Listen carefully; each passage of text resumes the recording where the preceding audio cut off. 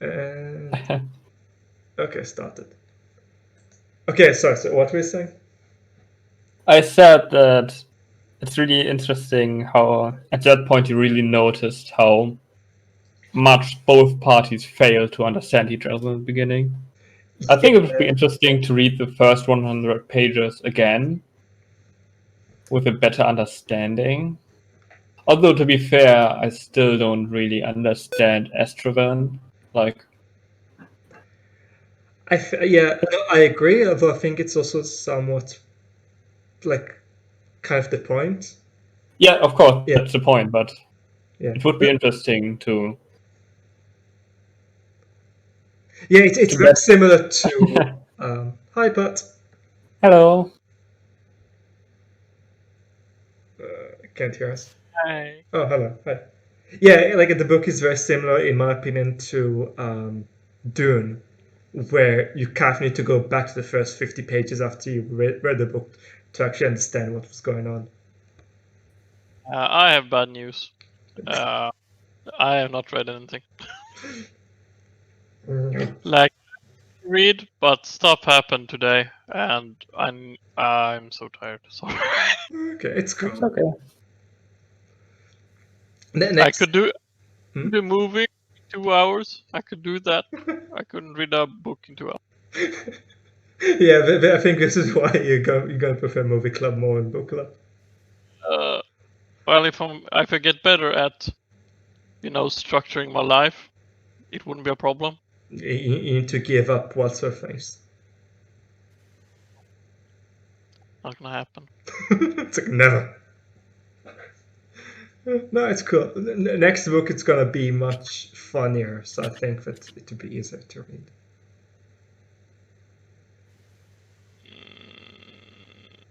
Which one? Jitterbug Perfume. Right. Right. Yeah. Yeah, which I Really know nothing about, so it's gonna be cool. want to read this one as well. I might do it anyway. Yeah. And I can be like pretentiously like talking about it next time instead. We've done it once, didn't we? What did you say? Like we actually done it once, where we actually talked about essentially two books in one meeting, where a bunch of us didn't read the book, and then we delayed the next meeting. Ah, yes. Yes. Yeah. I forgot everything. Yeah. No, I mean this club doesn't have a structure, so we can do what we want. I'm not gonna stay now either. I'm like so tired. That's cool. Okay. Sorry, guys, but fun. Aye. And I'll get better at some point. Have a nice evening. Toodaloo. Have fun. See ya. What? Okay, so where were we? Basically, that it's the point that we don't understand him. But and yeah, I agree with you. It's in the end message that they are so different that they fail to understand. Highlighted in the end by the arrival of the other. I just call them humans. I mean, human people, whatever. And he basically says that they are so weird and different for him now as well. Yeah, it's like, oh, you actually have like expressed gender, well, expressed sex. It's interesting how he basically is neither a human or a winter human. Like he's kind of stuck between at the moment. Yeah. It's interesting. Yeah. In the book was an absence of mirrors, wasn't there? An absence of what? Mirrors. But I don't remember commentary about mirrors. So yeah, okay. And that's thinking, why mirrors? Why is that? Yeah, because in my mind it's like because he hasn't like actually looked at himself for a while, so he like so he completely forgot kind of like what like a male is supposed to look like. So once the people came back, he was like, "Oh right, yeah, this is how so-called normal people look like." To be fair, in the end, he most likely looks quite different with all the wounds of frostbite and shit like that. Yeah. I didn't get a good grasp of how cold it was there. Like, To be fair, I didn't. You said it was Fahrenheit, so I didn't even bother looking up how Fahrenheit works. So I just was like, it's cold. It's fucking cold. People die outside cold. yeah. And that's all. Yeah, I remember like Fahrenheit's like 0 Fahrenheit is like minus 32 Celsius. And I think it was consistently positive. So I'm pretty sure at one point it was a minus 40, and yes, one point minus yeah. 60. Yeah, true. Yeah, when they were in the middle of like the blizzard and they couldn't see anything in front of them. Like, I just assumed it's fucking cold. It's stupidly cold. It's so cold that I basically can't even comprehend it. Yeah. Have you ever been like at those temperatures?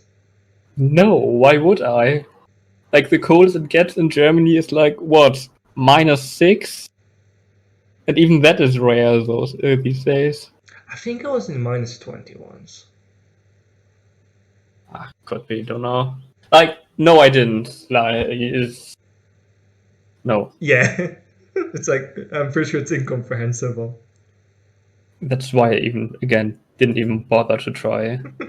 Yeah, it was like for you it was just nope temperatures. Yes.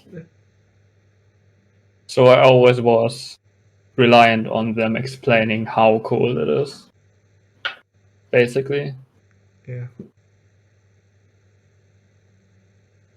Though it was still like somewhat habitable. Wait, was it part of the book or did my brain like invent it? Where it said that the population of winter essentially exists between two glaciers, where if there was like a small tilt in the planet's rotation, it would be inhabitable. They explained that, yes. Okay. I don't know if they said two glaciers, but they basically said, yeah, it's a small strip around the planet that's habitable. Yeah. They might have still like two strips of ice. I'm not sure, but yeah. This is also like where I draw connections to Dune, where there's like actual geology involved. I wouldn't be too surprised if Ursula consulted someone about the science of his planet. I was actually surprised how detailed all those information got. Yeah, it's like good sci-fi. That's other shit. Like I just assumed it would be a nice story about a made-up society.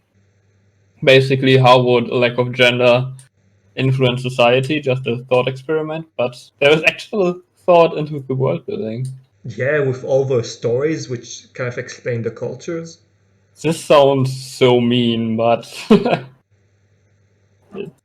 no, I mean, yeah, I agree. It's like because I know the book by its name. I don't know its reputation. So I also approached it thinking that was going to be just like an what's the word? Like an allegory of sorts.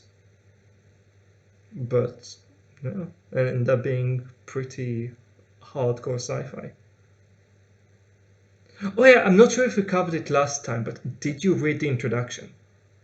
yes, Okay, cool. all three of them. Yeah. Right, yeah, okay, we did cover it last time. Yes. Yeah, it really helped me with the story because I was like, okay, this is not written as like a sci-fi story. This is written for the present. It's like just think of it as a contemporary story, and it becomes much more digestible.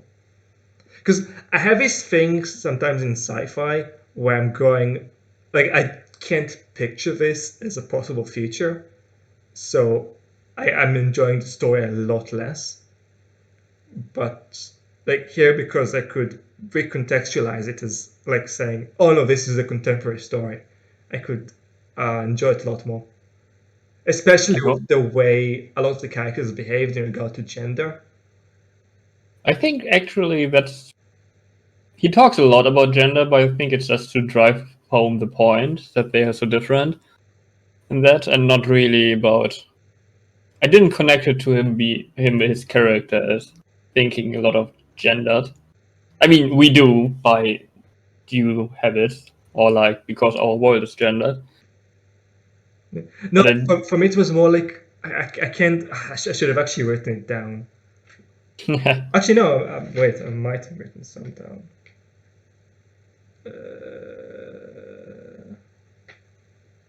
No, I have other notes. Never mind. Wait.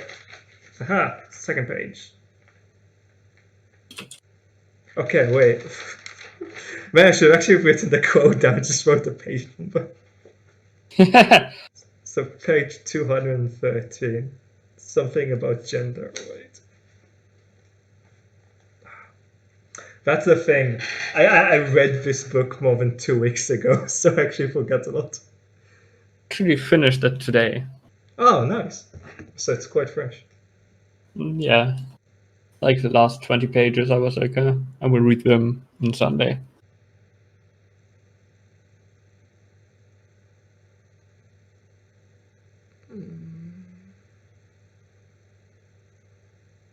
Okay, never mind. I can't find it.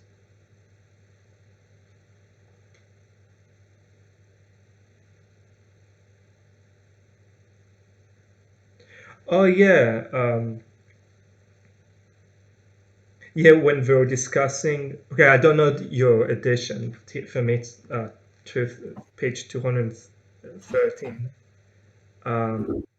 When we talk about use of first names and how um, like it's different over there because like they don't have like for them it seems like romance and friendship are somewhat synonymous as opposed to, let's say, our culture where they're not. Like romance can blossom from friendship, but friendship can like definitely exist without romance.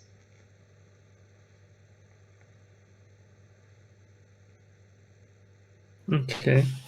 Yeah, you're right. They only mentioned half brothers and friends Yeah. and didn't add anymore.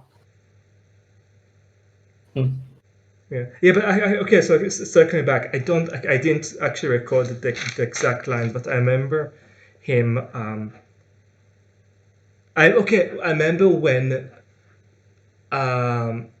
we were talking about the difference between men and women, and some of the differences generally gave were not very okay. They're very 60, like let's say in their descriptions.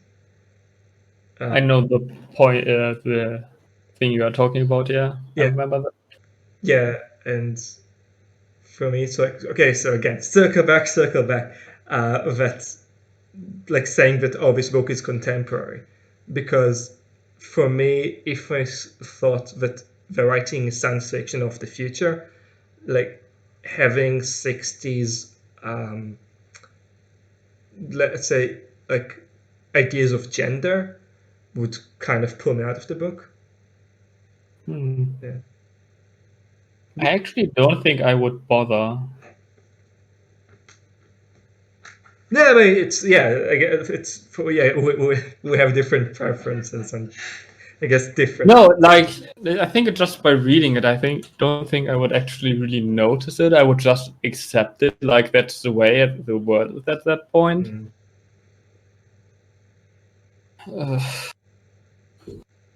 Yeah, fair. I guess you're more immersed in the books than me.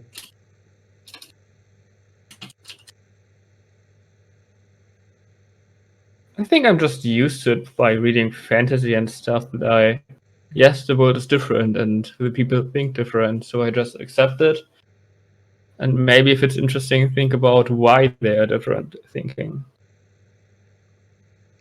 Fair. I never really thought about that. Yeah. Yeah. So you take more of a book approach, like a world approach, and I'm taking more of a literary approach. You treat it as like it's the world in it, and we're going, oh no, it's a book. Yes. Interesting. We probably have more fun than me. Although No, what? no, I'm joking, but I'm saying that you probably have more fun than me.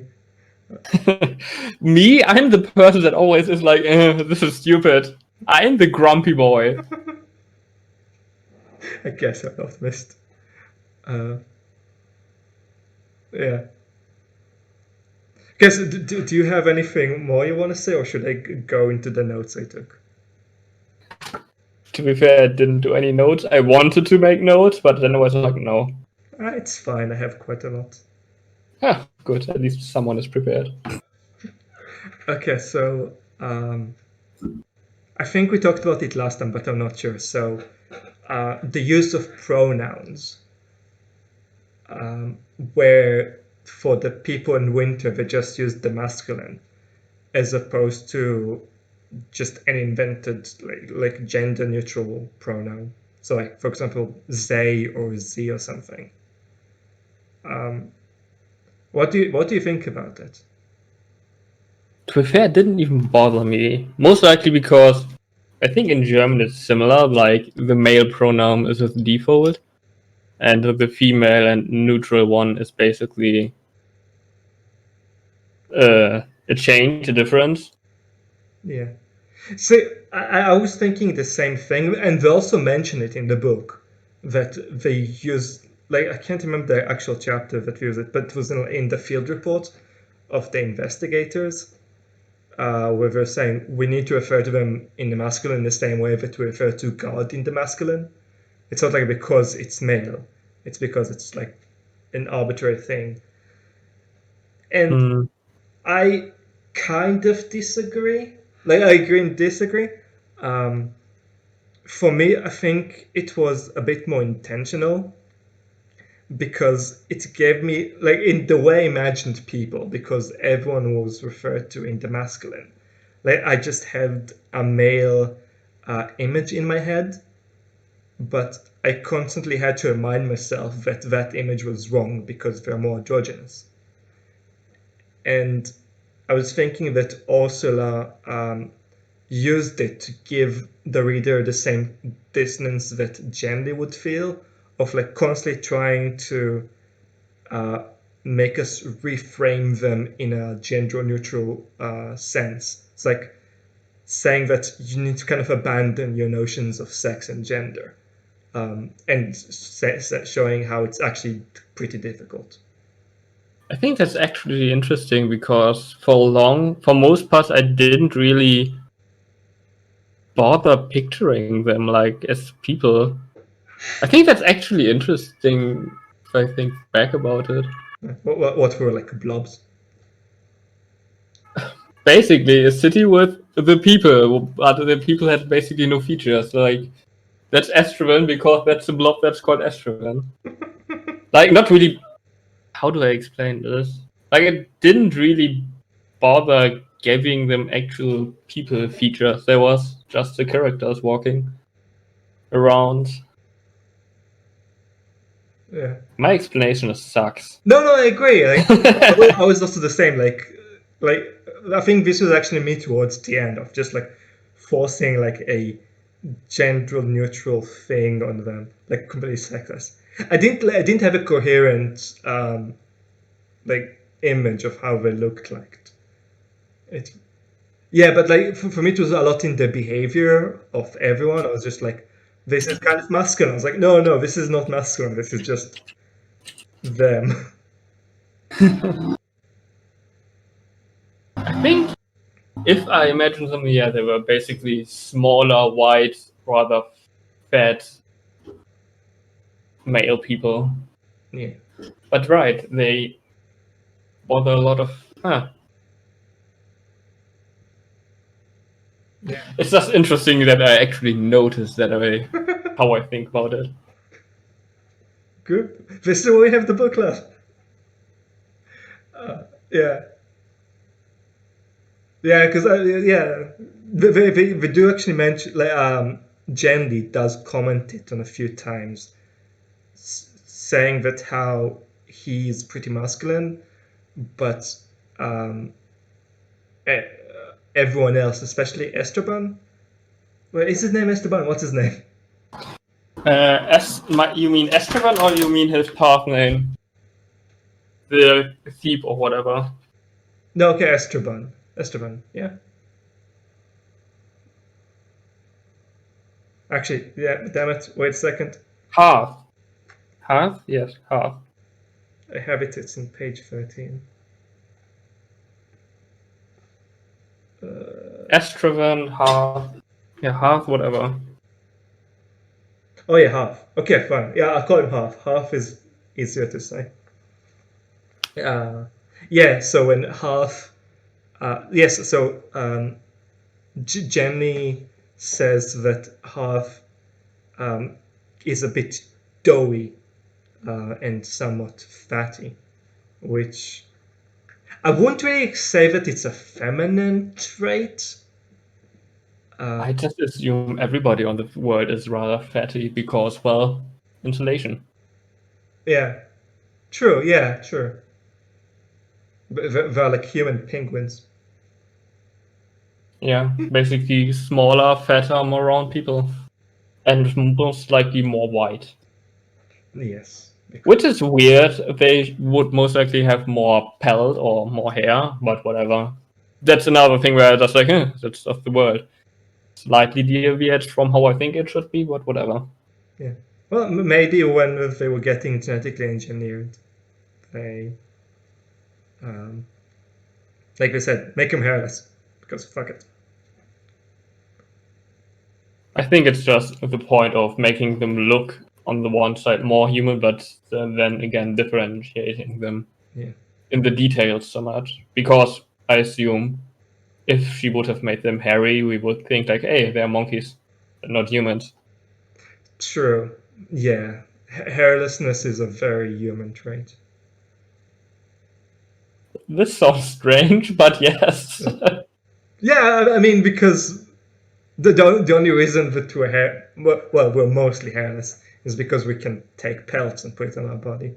Yeah, we don't need them anymore. That's,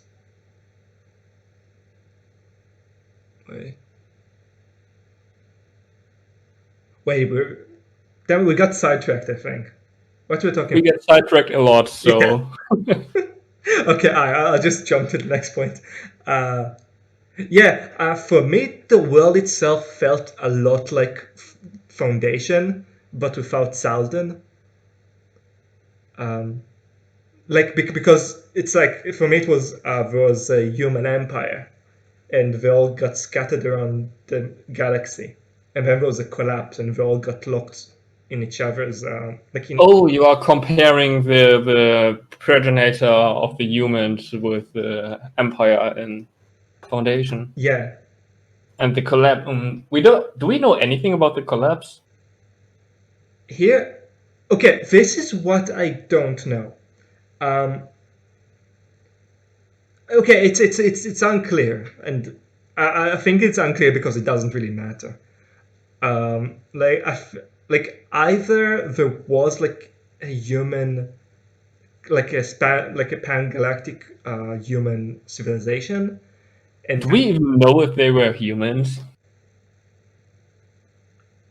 I think that they are.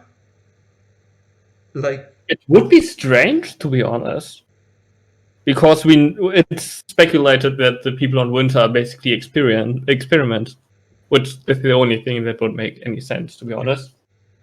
But why would a human race experiment with itself and just say, bye? yeah, this is what I was like thinking. That's similar to Foundation. Maybe it was like experiments, and then there was a collapse of the empire, and then everyone got locked in each other's planet. Were there experiments on people in Empire and Foundation? No. But like for me, it was just like similar. Okay. I was just a bit like confused. Yeah, maybe it was Foundation meets Fallout. Like, And Well, to be fair, it's a rather common trope of a big alien empire that collapses and then shit happens. yeah. Like, isn't it similar to how StarCraft Empire? Wait, StarCraft? Isn't it there as well that there was a weird progenitor? StarCraft. Okay, I've never actually played the games, but as far as Me neither, but I think it's no, okay, StarCraft initially started as a Warhammer 40k game, and then I don't know, there was fallout between the companies, and then we just like said, "Fuck it, we're making our own original IP." So as far as I know, like the, the like the macro scale of StarCraft like is essentially the same as 40k. So is it? I okay, so yeah, this is why I was like saying like I know 40k a lot more than StarCraft, and yeah, it was kind of the same thing with 40k. That was like a golden age of humanity, and there was a collapse, that called the Age of Strife, I think.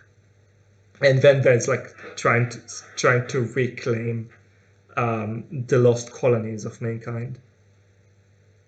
No, I'm talking about that in the lore of StarCraft. Before humans and everything, there's another another alien race that, for some reasons, I think created the other. Yes. Oh yeah. Like, Yeah. Fuck yeah! It's like the futuristic looking fuckers. I don't know. No, the Protoss are another created race. Like the Protoss, I think, are the first created race. Then they created the humans somewhere down the line, and the Zerg, I think, the newest ones.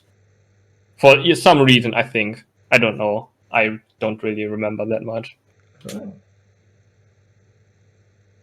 Yeah, I don't know. Yeah. So it's like so it's a similar motif of like fucking around with genetics to create new species. So maybe if is she no she's dead, isn't she? Also no. Yeah, she died in 2014. Yes. Okay. Oh no 2018. Never mind. Yeah, maybe if she was to expand on it. Actually, no. You remember when you were saying that this is part of a series? Yeah, the Hainan cycle, I think. Yeah, Wasn't Hainan the name of the empire? maybe because apparently it's somewhat of a shared universe. To be fair, in Dispossess, I didn't notice any of that. Yeah, it's very light. It's like, oh yeah, sure, it's a shared universe, but it's not really in the text. Like you don't actually need to read anything to. Like if you read the entire thing and you don't know it's a shared universe, then it wouldn't be. Like from what you said, it sounds a bit like Sanderson. Well, Sanderson has rather obvious interconnections. Oh, okay. Like, okay, not really obvious. Like a character, more or less obvious. Like there's Hoyt, the weird person that everybody is like, whatever is his goal. I don't know. Like the boy that most likely is a few thousand years old and is kind of a demigod at some point, I guess. Well, which series is that? Hoyt? Yeah. Hoyt is everywhere, like literally. Oh, but this Hoyt is like oh, so this is like Mistborn. Hoyt is in Mistborn. Hoyt is in Stormlight Archive. Hoyt is in Warbreaker. Hoyt is everywhere. Like neat. But he's just a hidden character. Like it's not like, oh, that is Hoyt. In Mistborn, he's never mentioned by name. Oh. It's just like, oh, there's a character that has all the thingies. Interesting. Maybe I should read Sanderson at one point properly. It's fun world, but they're so fucking long. it's like me committing to like 10,000 pages. Yeah. I enjoyed the one. I still haven't read the sequel. Wait, they're gonna make a trilogy of the Star. Well, it's not Starlight. What's Skyward? Yes, Skyward. 4, actually. Okay, neat. The second one has a weird ending. Okay. Like, you asked me before, I got asked earlier what my opinion is, and I always said I liked it. I don't think you guys ever noticed how much liking for how much I loved Skyward, how much I like it is a bad thing. Wait, what do you mean? Like you liking a book is like. No, I loved Skyward. The fact that I only like Starside is Oh. problematic. Oh. Okay. Oh. Mm. Yeah, I had a hard time reading Skyward. Initially, it got better after a while. Is What's Her Face still really annoying? I don't know who What's Her Face is. The Like, protagonist? we don't see a lot of the people from the original one, okay? Oh. Which is sucks. I fucking like them. Like, only Spencer, the Robot AI boy, well, and Doomslug, okay? Okay. Those are the people that we meet, basically, for most of it. Oh, that sucks. I'll pick it up at one point, but I'm reading a bunch of other shit now. Shit! Wow, this was a huge fucking tangent. Nah, not at all. we should get back to discussion.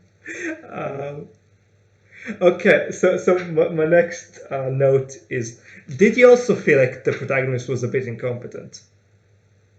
At the beginning, he failed totally, yeah. I think that's the point of him. Yeah, he felt like take like a random person and just put them in there, not someone who is supposed to investigate the culture and whatnot. But I actually think it's interesting point we can talk about. I actually think it's important that they're incompetent. Okay. They have to learn the society. Yeah. No, but I was thinking like that maybe it'll be a bit more like cautious and a bit more self-aware. Because like for me it seemed a bit that he was uh like he didn't second guess himself enough. Like for me like when I go to another country which I don't know the customs for, like I would be very I'll be very aware that anything I do might be perceived very differently than what I intend. Although again, I think it also like ties back to the um, she's writing a book for the present, and I think that if you were to make the protagonist too academic, it might reduce some of the impact. What do you think?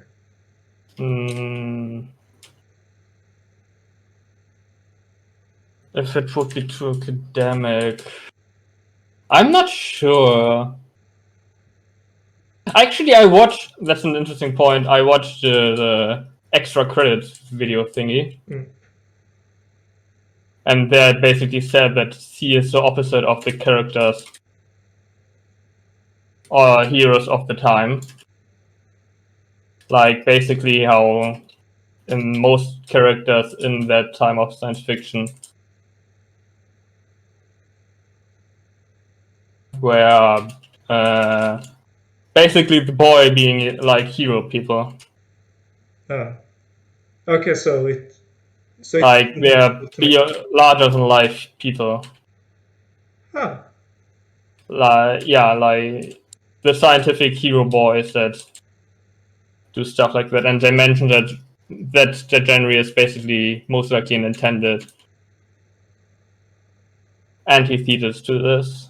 That he's intended to be not a larger than life human, but an actually just regular dude. I can see that. Yeah, I can see why making him an everyman really helps the story. It doesn't really make sense, to be fair, but I know. I think that it makes him a bit more of a like a reader avatar. Like you are in the store with him, as opposed to him telling you the story. Like yeah, that is easier to see yourself as part of it. yeah, yeah. Like you would make the same blunders as him. They ain't big. I would even make more mistakes, but whatever. Yeah. I'm not a people person, so. What? No. You. Yeah. Oh, okay. Yeah. Okay. Yeah. Yeah. So he's not incompetent. He's just human. Okay. Yeah. No, I agree. Okay. Cool. Alright. Next point. Yeah. So I noticed that there was quite a lot of culture around food in the book. Like for example, not talking business while eating, or how everyone has to be practiced in starvation. Like, did you also notice the same thing? Yeah, I mean, that makes sense in that kind of society, right? Yeah. Yeah, it really helps with the world building for me. Like, yeah. Well, yeah, so like how it's like, for example, like they're not talking business around food, like showing how, like in a world where food is so scarce, it should have like more of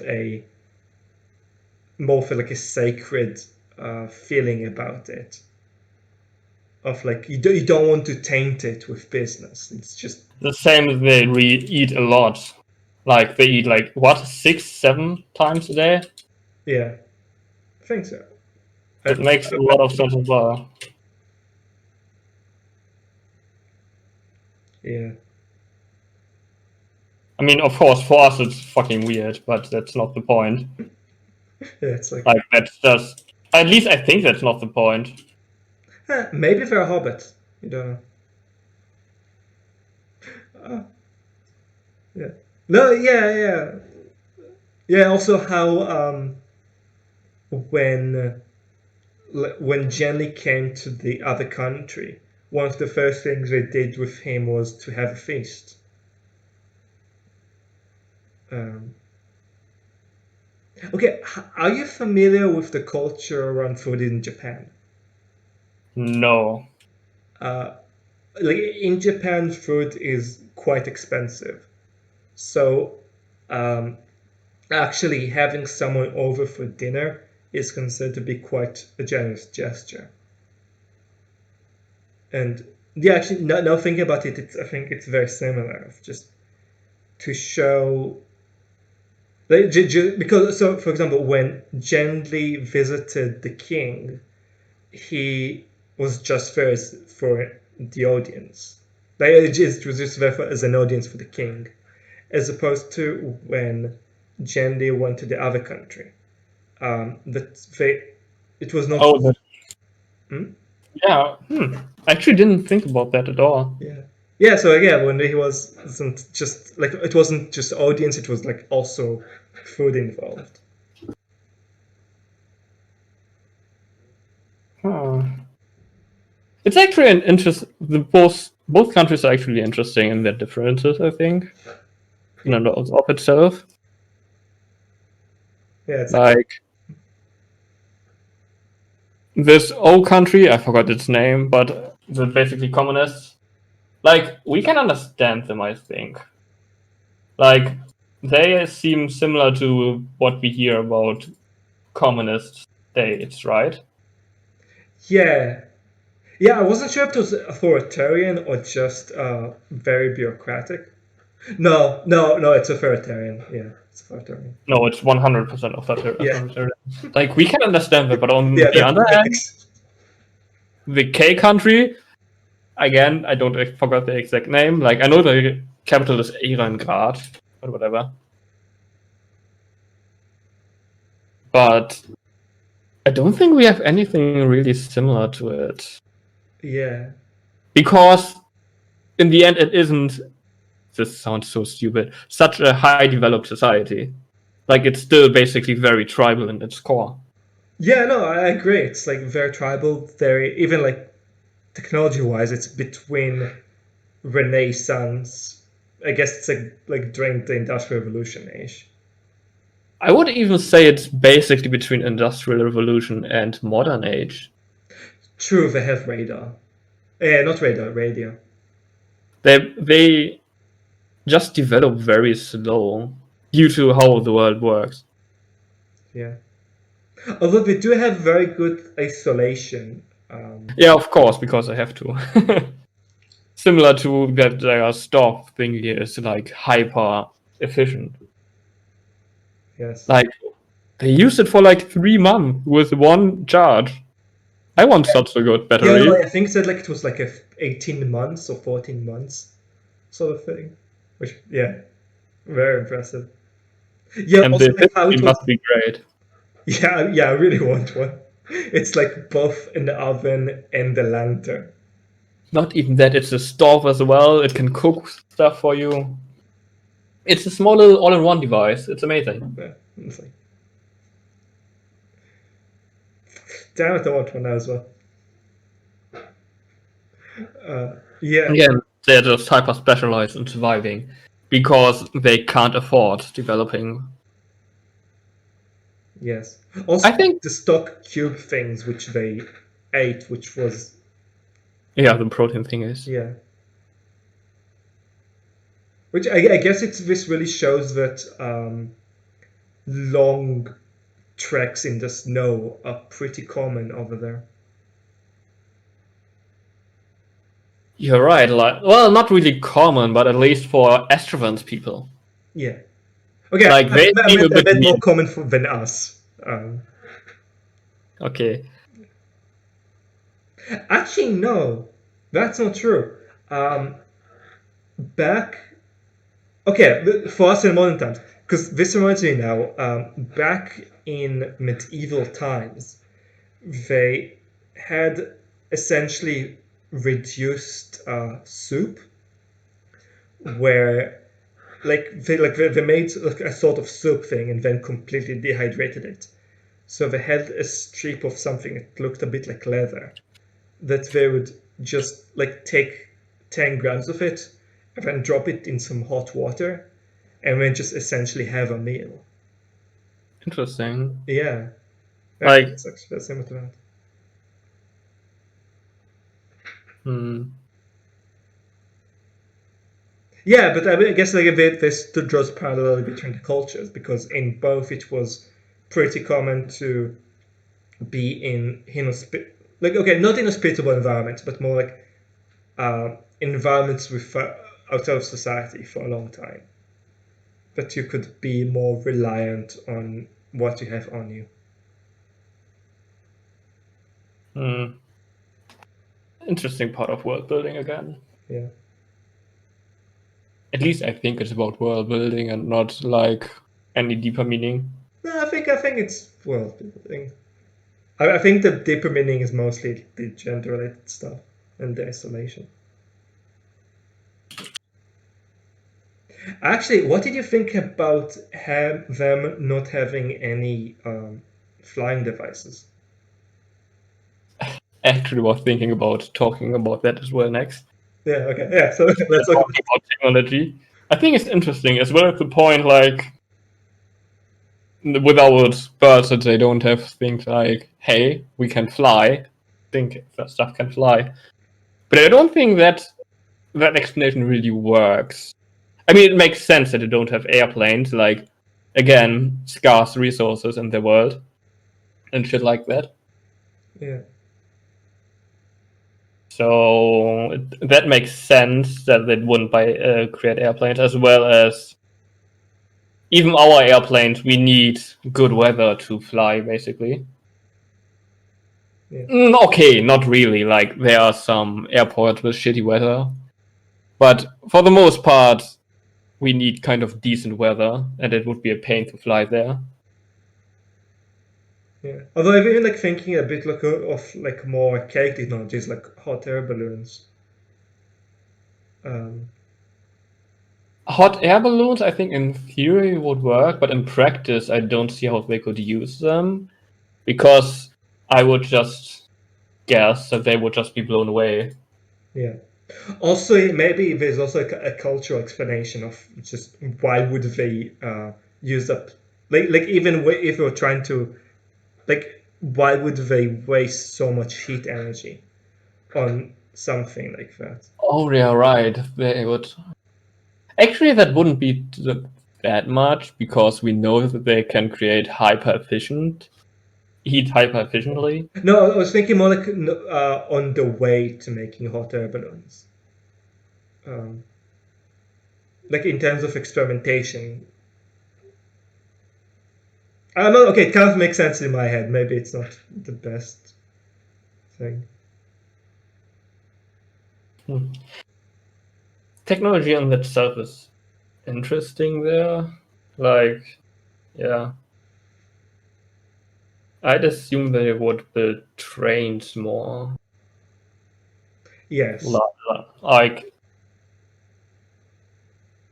Yeah, especially if you can, like, because trains you can actually maintain the yeah.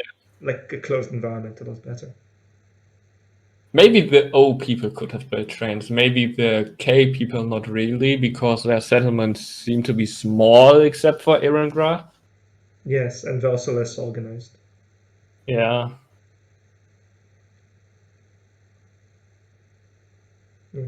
It's weird.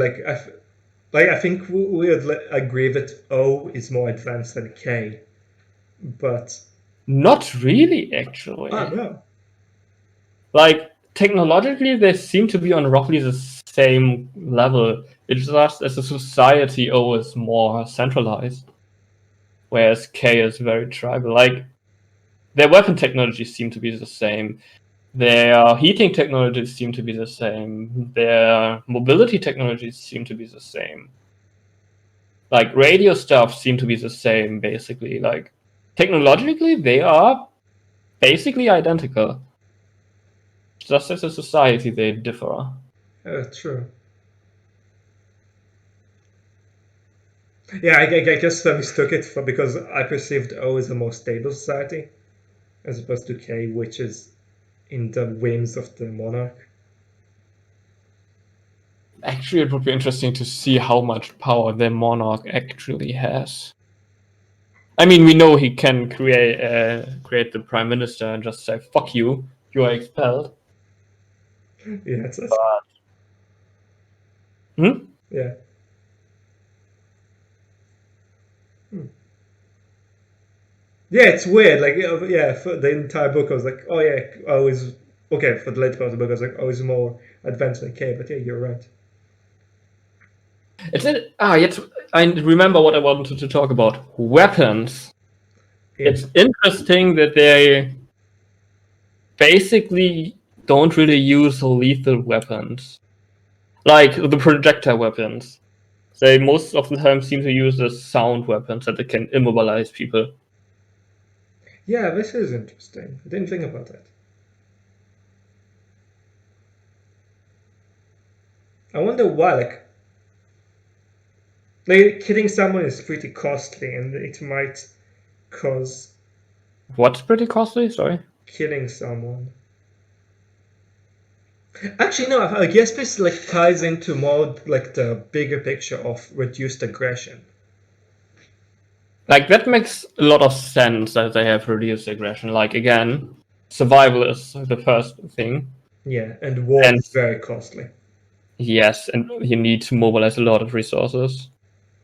It's interesting, like when they were talking about that, and they being like, "Oh, can actually maybe mobilize," Yeah, which in itself is again very interesting because mobilizing, I think, in warfare is a very 20th century concept. For a modern war, I don't think you need to mass mobilize as much. yeah, yeah. Beforehand, it was like just call on your bannermen, and they just show up to the field.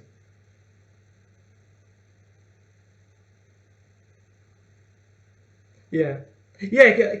K was it's weird. Like it seemed to be like have like a central government, but doesn't have to have like a like a hierarchy in the medieval sense. Like there was a king, but it doesn't seem like there were like lords and stuff. Well, there are the council. I think the council have different people and stuff like that. Yeah, but I don't think like that they had the control of the land in the same way that lords did during medieval time.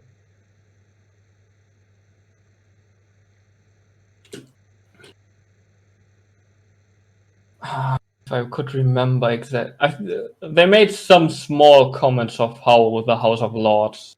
I call it House of Lords. It's called differently, but Yeah. is assembled. But I'm not 100% sure again. Yeah, it has some parallels to the. Like the council, like there are multiple level of councils.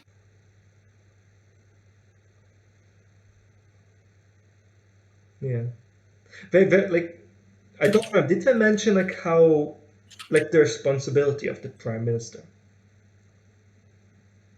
I don't think it's really explained. He seems to be basically a sub monarch. Yeah. Yeah, he doesn't seem to be elected as well.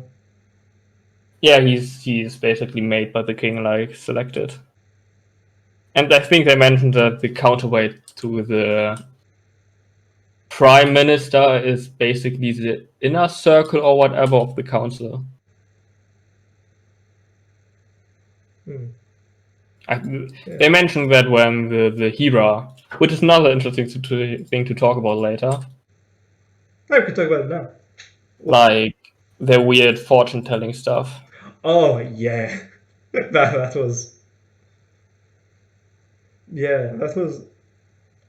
For me, it didn't quite match with everything in the book. Um, like how essentially the idea was that knowing the answers to questions is not necessarily a good thing. Okay, now comes the philosophy part. I think that's a very interesting point. As well, it makes a lot of sense. I think in the world, like high-pitched questions on winter don't really matter. Like on winter, survival is the first thing. So asking complicated questions is like, why are you not thinking about survival now? Interesting. I think I agree with you. Hmm? Yeah, no, I think I agree with you. Yeah, like in such a harsh environment, the most important thing is just the menial day-to-day stuff, not the what's going to happen in a year or so.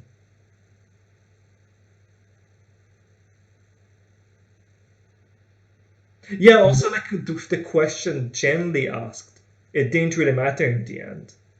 Like whether he knew um, that they're going to join the Human Federation. Yes. Yeah, like in the end, it just events would have transpired just the same. Yeah. It felt very Oedipus, didn't it? A bit. It just happened because in the end it doesn't matter, I think. Yeah.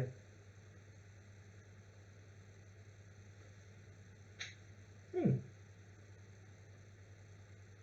Well, what did you think about the other supernatural stuff, which was the telepathy?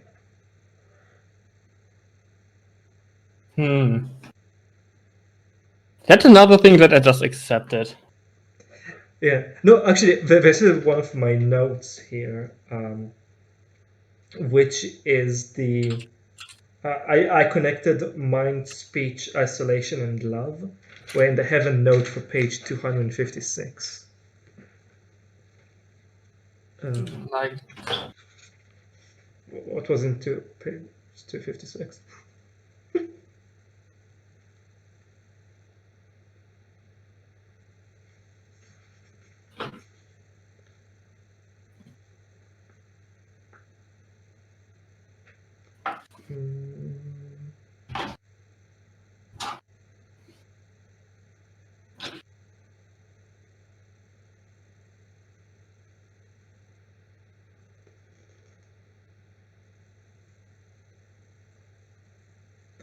Oh wait, no, 256. I think it's the. I think it's the half chapter, isn't it? No. 265 or what? Yeah, it's chapter. 1 second. Chapter 18.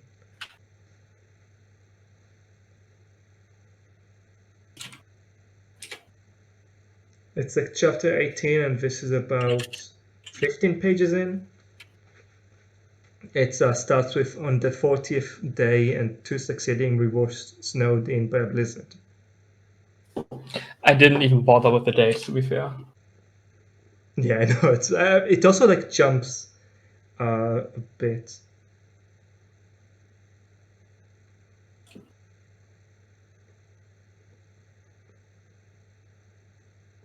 To be fair, I didn't bother reading the dates. I just accepted that I was like, yeah, whatever. Yeah. Okay, so yeah, so what my notes are.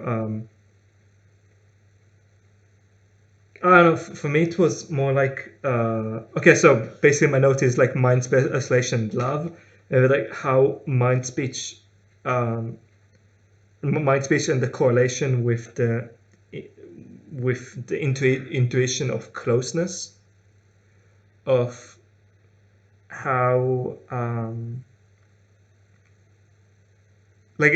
so basically the like in the story as the two became closer and closer, like also their mind speech ability increased.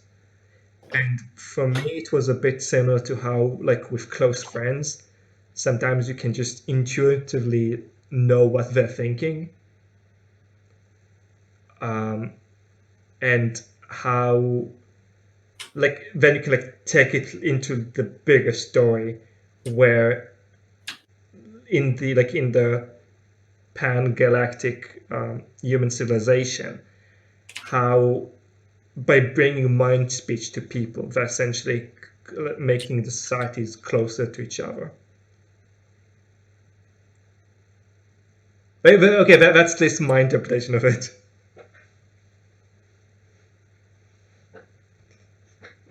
What do you think? I actually have no real. I don't see how the entire mind speech has any relevant meaning. Okay. Like for me, it's just. For me, it feels more like just a cute little story element. Yeah, no, it's very sci-fi, but for me, just because it's very sci-fi, it just feels a bit weird in the story. So just I think that it does. Yeah, you're right. It is very weird in the story, but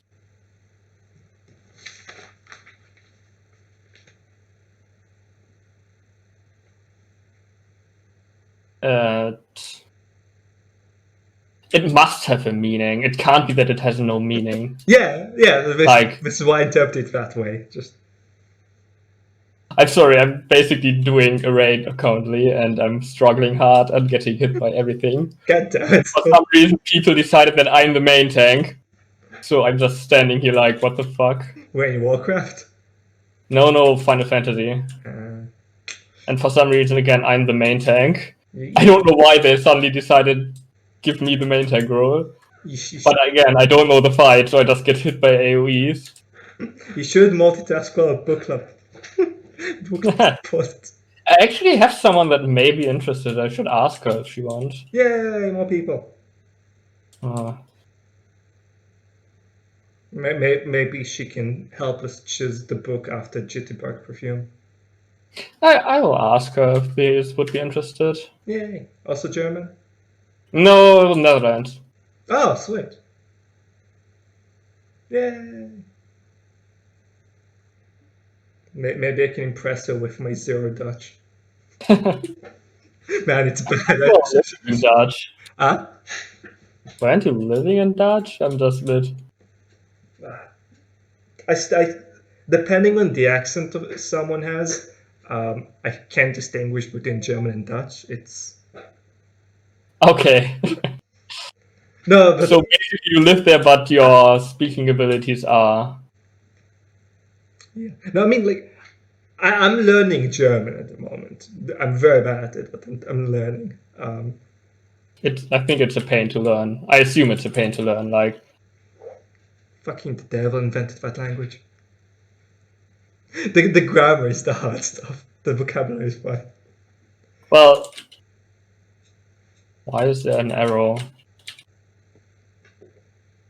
Oh, I see why there's an arrow.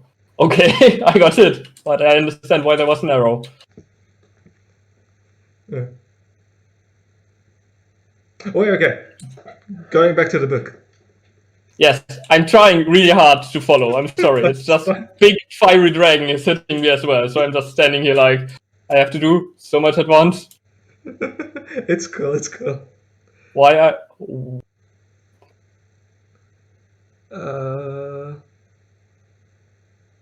What was it? Okay. So as we're talking about the mind speech, I like my interpretation. I'm gonna kind of say it's correct. Yeah. It must have a meaning, but again, I don't see why. Yeah. No, for me because like it took a while for Janley to teach to Half, and it's like it's basically the like I don't know in the way that they initially like broke through when drawing very intimate environments of like I think it's very interesting actually that he has the brother's voice, and I would really like to know why. yeah because you haven't read Earthsea, did you? No. Yeah. The only one in the Hainish cycle that I've read is Dispossessed, and that doesn't even mention Hainish stuff.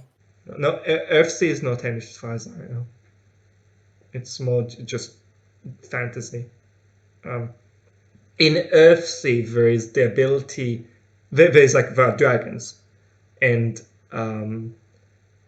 in the language of dragons, when humans speak, they can't lie. And for me, it seems like kind of like a not a parallel, just like a general theme in Ursula's books, where you have like the human language, and then you have the supernatural language, and the supernatural language because it's a bit more alien to people. It's very hard to it's like it's hard for them to lie and okay, so it's hard for them to lie, and then for me the reason why Half like heard the like what was it not it's not the voice like when Genly talked to him in his mind, he called him the same way that his brother called him, right? It's the same voice, I said. Yeah.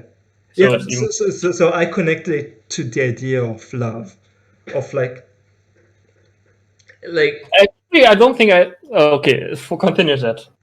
hmm? Continue yours first, and then I will ask. Okay, yeah, so basically, like as Half was falling in love with Gently, basically he heard the same thing as another loved one of his. So yeah, essentially. So this is like how kind of reinforced the idea of like mind speech being a thing of love and closeness, and it's a symbolize it symbolizes relationships and just general stuff.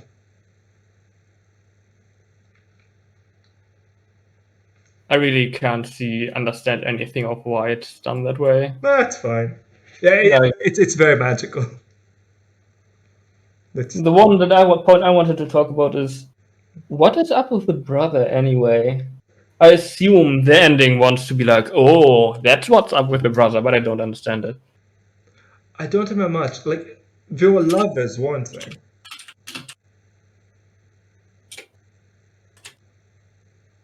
right? Like, is it the point that the sun is? Oh, I assume. Oh, I think I get. I think the point is that the son that we are meeting in the end is the son of Estravan and his brother, Yeah, because that's why it's mentioned that incest in that part is actually okay. yeah, So, yeah, and I think it's mentioned that he had to leave his home world as a home hearth as well. So I assume it's because of that they are lovers. Yes. yeah. So like how they can be, yeah, how you can like, what they call like chemering. That's what. Whatever. Yeah, Kemite, I think it's called. Yeah, like And that you have like a lifelong partner. well, actually, brothers are not allowed to have lifelong. Basically, when they create a child, one of them has to leave, Yeah, which I think would explain why Escavan had to leave his place and was always in love with it and blah. Yeah, I think. Huh. Yeah, most likely it's that. Yeah. yeah.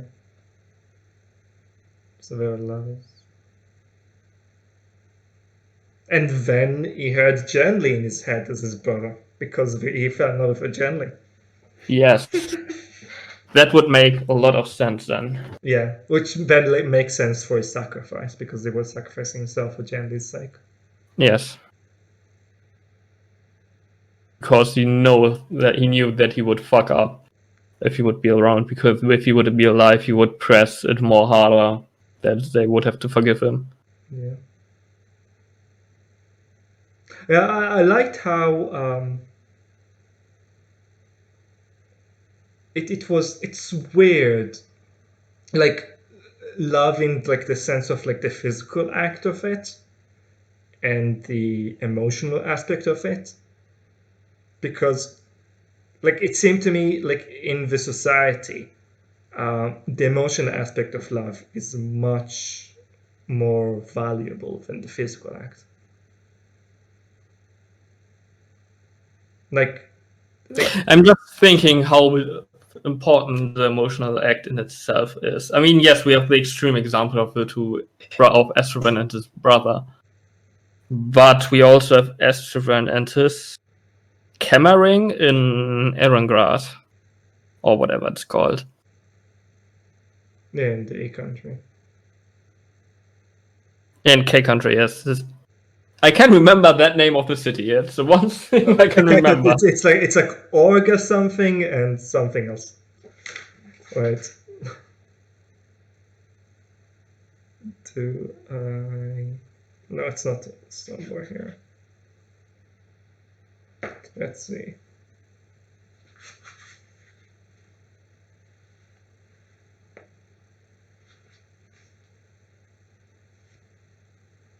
Carhide.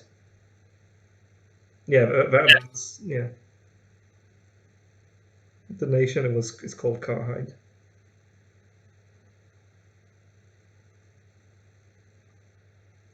Oh, I just had an idea. Like how we're talking about how prophecies essentially show how in this society, like the more immediate things are very important. The idea that the current year is always zero. I think it also parallels that nicely because it shows that they essentially always live in the present. Oh, right. That will. Huh. Yes, true. Yeah. I actually forgot that part because I was like, how would that work? How would you date something? I mean, in reality, it wouldn't. Like, archiving things would be terrible. For me, this is like, it's a cool literal idea. It's like, never work in reality. That's actually interesting with how much thought at the other point there is how it works, everything. Yeah, no, that one wouldn't. Just wouldn't. That's what were we saying like beforehand? You were talking about the religious, about prophecy stuff. I think you are wanting to do a connection. No, you made the connection with that is a now with the date. Yeah, and then beforehand. We're talking about something with love. Yeah. I asked how much emotional love is actually Oh, important. yeah, okay, I remember what I was going to talk about. Because when they're in Kema, it's another thing I didn't mention last time, but when they're in Kema, it's basically mentions they basically just want to fuck. Yes, Like, Juventual all in heat. yes. Okay, yeah, so what I was saying, like, to connect this to like our like modern.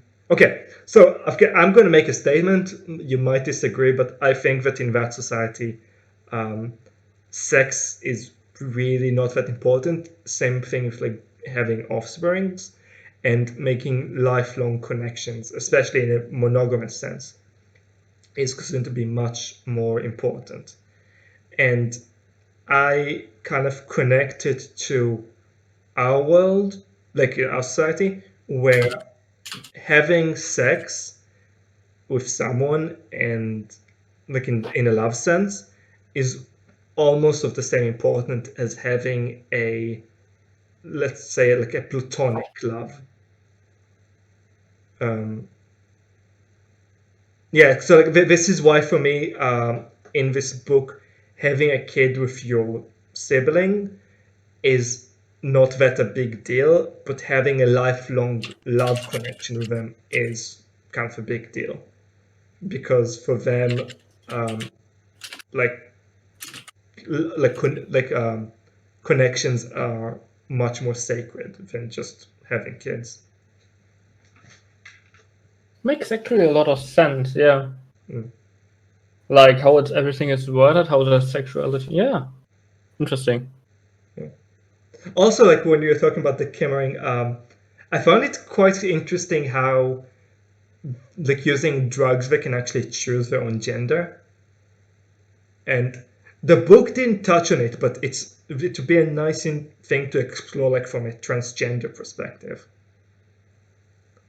of like how in that society, like people can actually identify themselves as male or female. Actually, don't think that there's an intended point there. Yeah, no, I I think think so. Yeah, it's more like, yeah, they're asexual and yeah, whatever. And of course, there's a way to stimulate hormones in the way because I assume she had the idea that basically if they're next to a male person, they will become female due to hormone reasons and stuff. no, there was also like a throwaway line where they mentioned that using specific hormones, you can choose to be male or you can choose to be female. Yeah, but yeah, so like But yeah, with drugs they can change. Yeah, yeah, which yeah, that one is like okay. This is like it's not part of the book, but for me, it's a big like an interesting. Okay, if someone were to let's say write a fan fiction of this book, I think it would be an interesting idea to explore. Which I'm not gonna do because I don't write fan fiction. Nobody wants to see me write anything. I don't think I could write anything Yes, good. write a Jen Lee fanfic. Do it.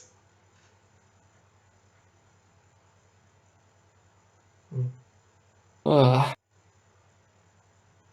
Okay. hmm? Last note I have.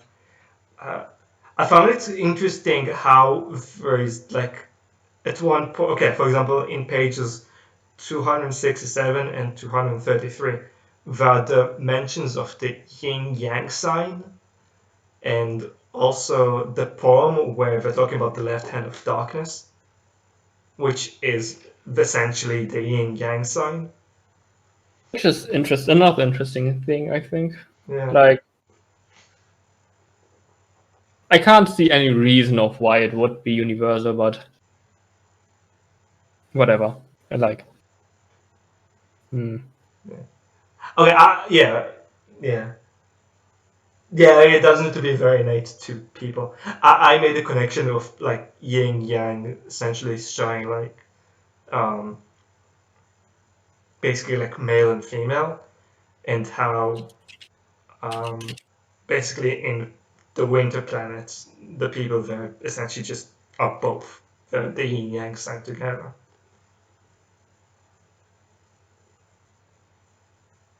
That actually I'm trying to open for the poem. I can't find it.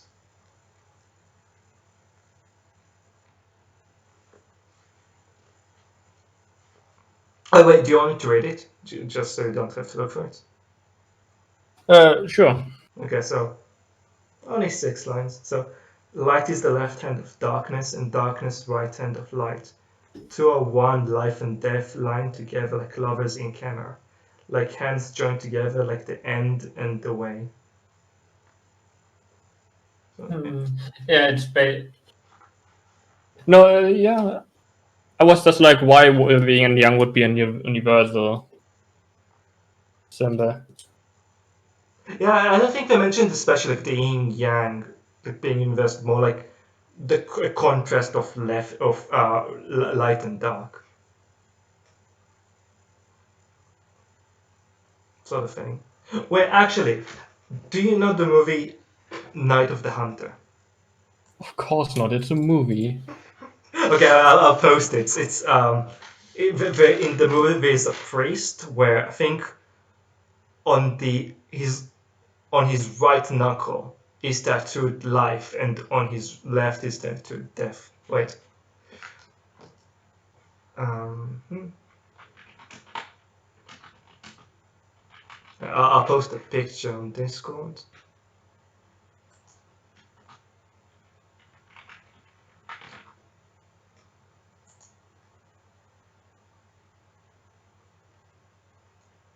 Oh yeah, love and hate. Close enough. Okay.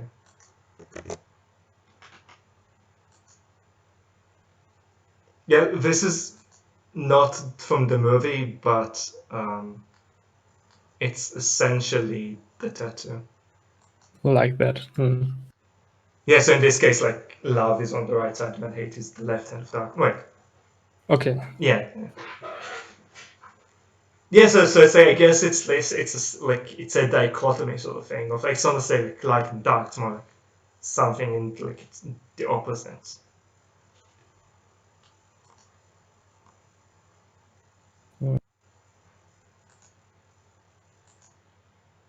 Right.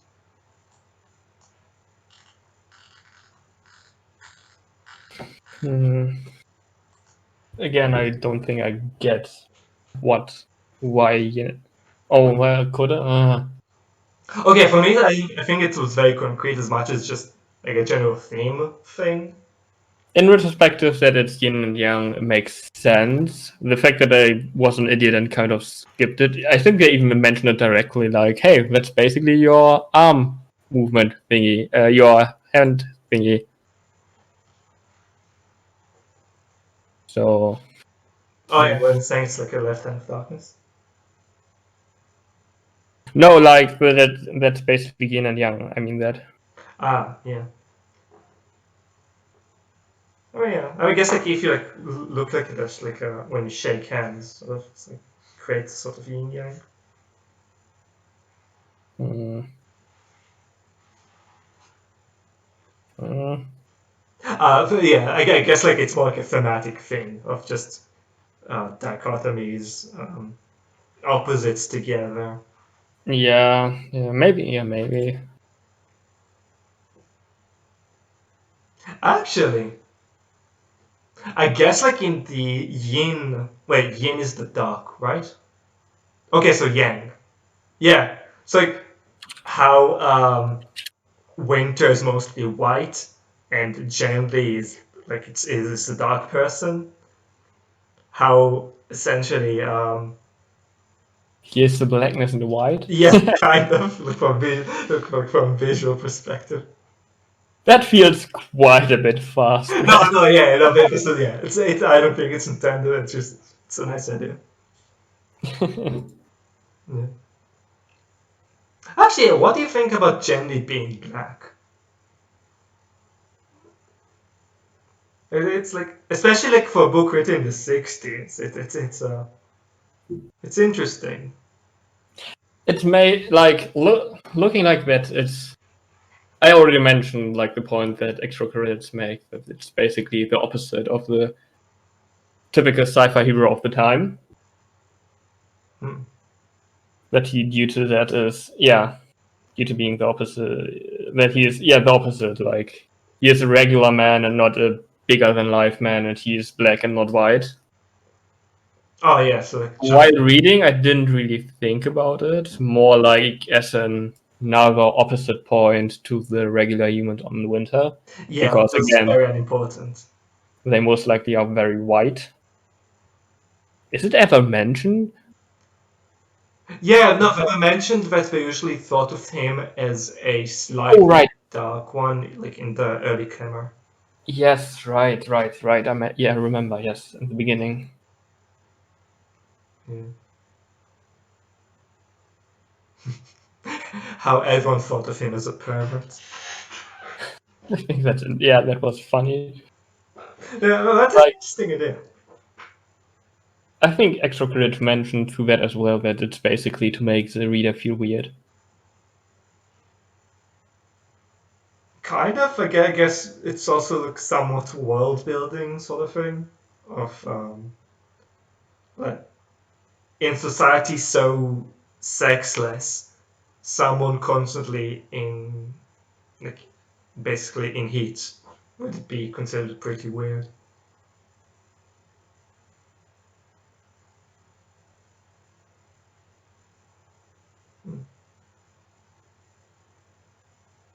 Oh yeah. So do you remember in the chapter where essentially like the exposition chapter about the world where the researcher was saying that they didn't quite understand the advantages of basically so being in heat once every 26 days.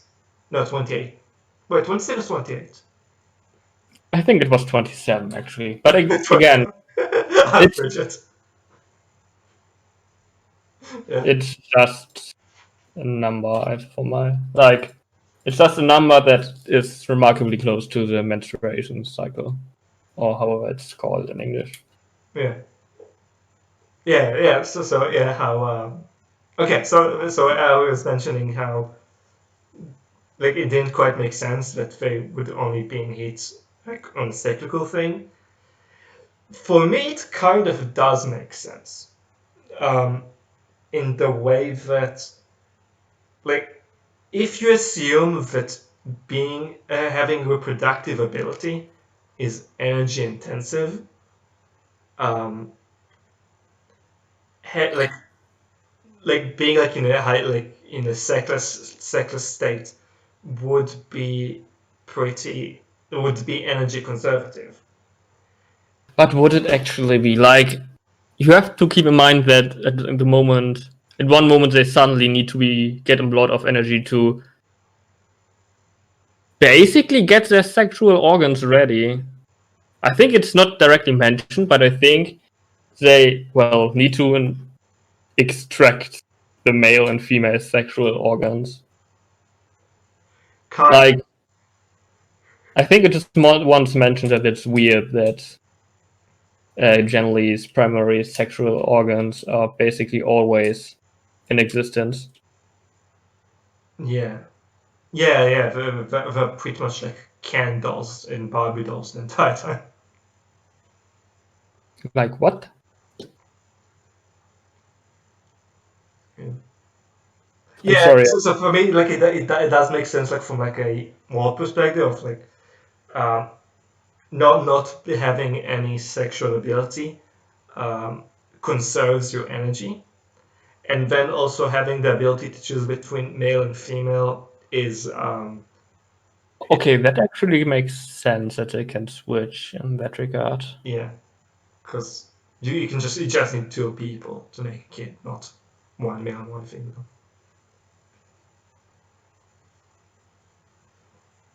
Or they could have done something like clownfish in our world, where they can change sex if the need arises.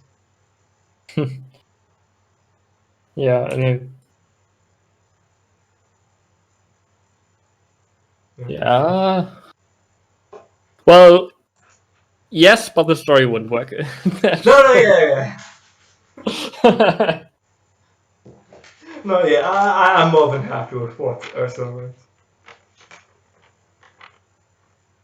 Okay. I think I'm done with my notes. I didn't do any. At least you had some preparation. Oh no, wait, shit, no, I do have one. Oh yeah, so I noticed like interesting parallels between comfort and danger. So when Gendley was in E country, he was pretty like uncomfortable. Like he was cold the entire time, but like overall he was in a pretty safe environment. However, when he went to O country, he was actually very comfortable with warm bed and sheets and a warm shower. But like in the end, he was actually in danger the entire time. Yeah, that's another interesting point. Like the book mentions that they are basically opposites. In that way, like that Carhide is basically would hide him, whereas the O country would basically hide him, but acting like, hey, everything is okay, everything is open. Yeah, yes, like false openness. Yeah, I think that would be fitting with the temperature as well. Like that they would try to make them feel comfortable. Yeah, you don't want him too suspicious, I guess. Or you want him like more welcomed. Feel welcome at least, yes. So he doesn't realize that he is basically just. I don't want to say an object, but No, he's I a think. prisoner, yes. Oh no, I think he was a political pawn essentially. Oh, of course. Yeah. I don't think in the beginning he was considered a political prisoner due to how Esteban. I don't want to say it kept him, but treated him like with the council and stuff. But he turned into a political object when he had to flee. Well, he didn't have to flee, but when Esteban had to flee. Yeah. Yeah, and also like how he didn't have a place in court anymore. He never had. January had never had a place in court No, until. like he never had like access to court anymore. Yes. Like no one would hear him afterwards. Yeah, it's. I think the coolness is just to highlight that difference. Yes. And I guess like also like the political savviness of the people there, because in E country, not E country, K country, I assume. yeah, A country. Why do you think E? No, yeah, in Carhide, he like no one's really politically savvy. It's like you have the king and just do what the king wants because it's fucking crazy. And then in O, there's a lot more struggle, and they had to satisfy him. I don't know. I think I didn't really think too much about it. This was more of an observation. I'm not trying to figure out exactly what I'm thinking about it. Yeah. Yeah, I guess maybe it was unintended.